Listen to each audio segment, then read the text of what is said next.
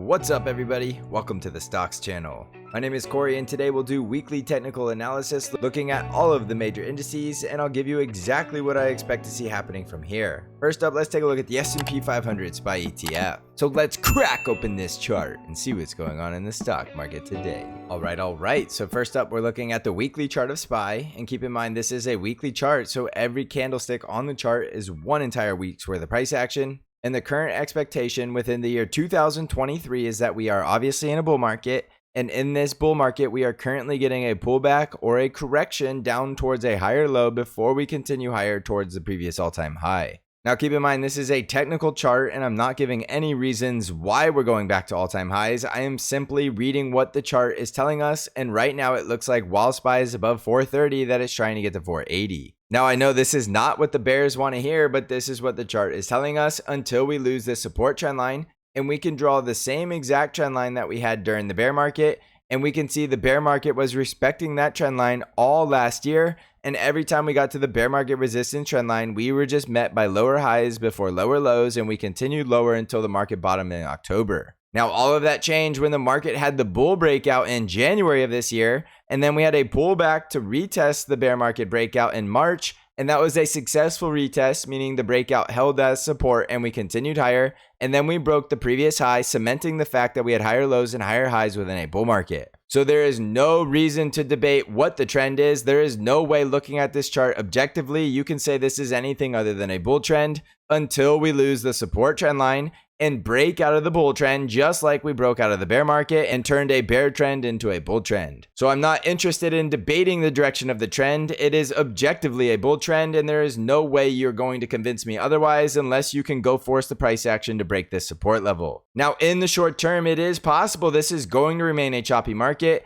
and I did give a scenario that we are going to 430, but we could hit 450 before we go to 430 and then still find support and later go hit 480. So this isn't like I'm saying we have to go up each and every week. There's very possible we are going to put in a lower high around 450 and then come down to 430 before going to 480. Now, one thing I want you to pay attention to though is if we are going to 480, do you care if you bought SPY at 436, 433, or 430, or are you more concerned about not missing the next rally? So anytime you're a longer term swing trader, you need to keep in mind there's always a risk and a reward in trading, and the risk of missing the upside in a bull trend could be equally as painful as buying a little bit too early as we approach support. So you manage your own risk and you decide your own trade plan, but do keep in mind there's a very good chance SPY is going higher and we are going to see a higher low on this weekly chart, break this high eventually at 460 and then go reach 480. Now, if price action proves us wrong, it is going to break the bullish support trend line, and then we're going to know that we're no longer likely in a bull trend and we're going to be looking for more bearish outcomes.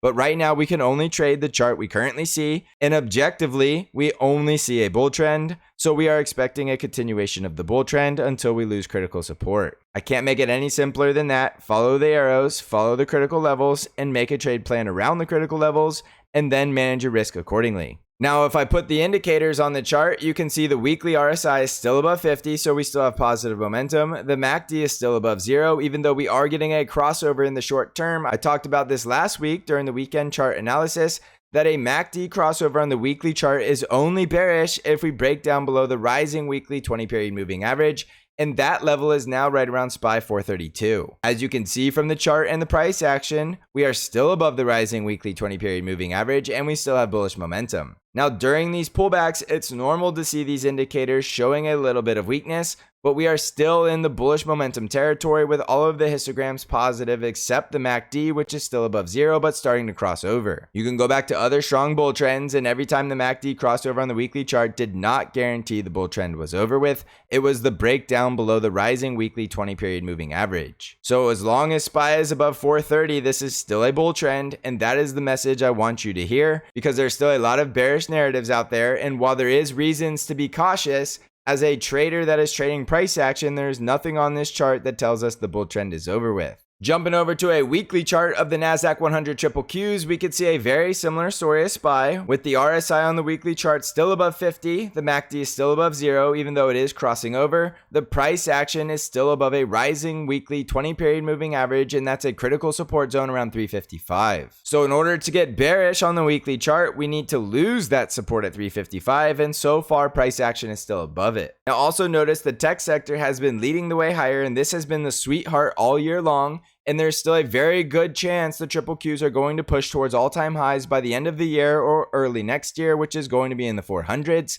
Which means if you are buying right here, right around 355, you have very well-defined risk for a price target that could take us all the way up to 400 or higher. So when you get well-defined risk, it doesn't matter if you lose the trade because you have very little risk to take these trades and very high reward. And when you get those favorable risk-reward ratios, you need to take advantage of them because they're very rare. And you can see last time we touched the 20-period moving average on the weekly chart was going all the way back to March of this year. If you were willing to block out the noise about all of the regional bank failures and you were willing to take on a great risk-reward ratio, you would have had the triple Qs right around the 280s. And from there, we went from 287 all the way up to 387. It doesn't take a rocket scientist to say that was a damn good risk reward setup. You would have never had a drawdown. You would have never got stopped out. And it was simply about knowing your risk reward was favorable for a long trade and knowing that we had a double bottom breakout above that price target at 293. So this is the definition of staying objective. And I made the same exact bullish call back there in March. I said, this is the time to consider taking long trades.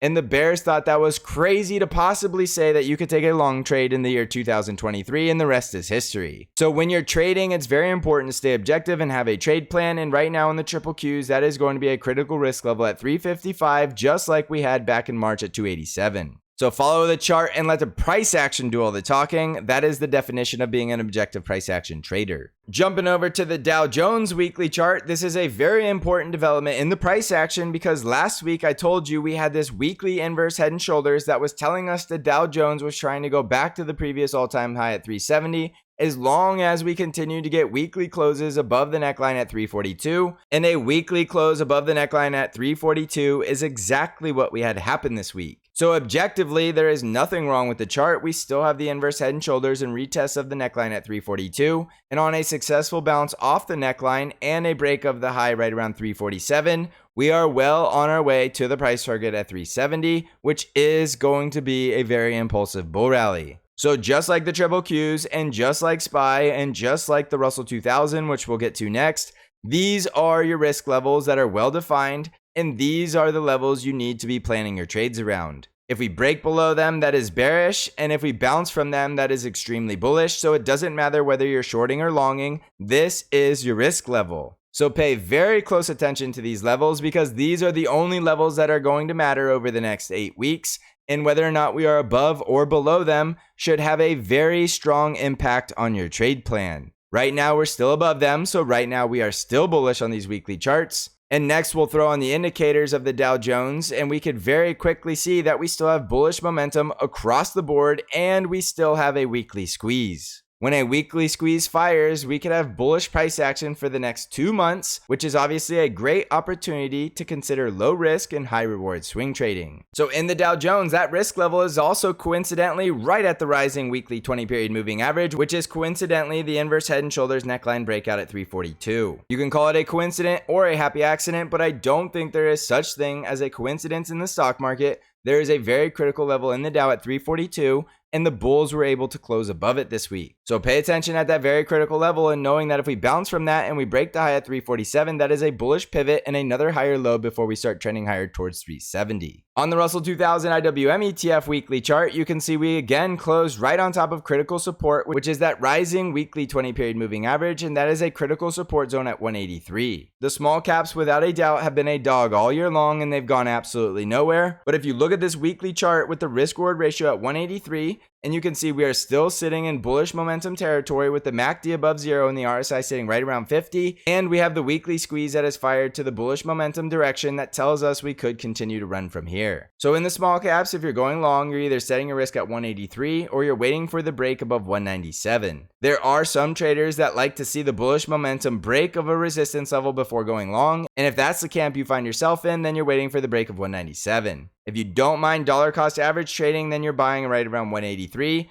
And then on the daily chart, the next bull catalyst will be the break above 188 to 190. So jumping back over the S&P 500, I just went over all of the major indices and we're looking at weekly charts here, and there is not a single bearish breakdown on a single index. The small caps are without a doubt looking the weakest, but they're also showing a great risk reward opportunity. And the major indices with the Dow Jones, the S&P 500, and the Nasdaq 100 are still sitting at what could be a weekly higher low before we go push towards the previous all-time highs. If you want to ignore the charts and you want to maintain a bear bias, that is completely up to you. But all year long, the chart has not lied. And all year long, the chart has been telling us to stay bullish and look for opportunities to buy at support. And all year long, we have been doing that and absolutely crushing this market. When you don't have a bias and you're willing to only listen to what's on the chart, you are instantly going to become a much better trader because it's very difficult for the chart to lie when the price action is doing all of the talking. The definition of a bull trend is higher lows and higher highs, and that's exactly what we have. And we're not going to assume a crash is coming. We are going to force price action to prove it,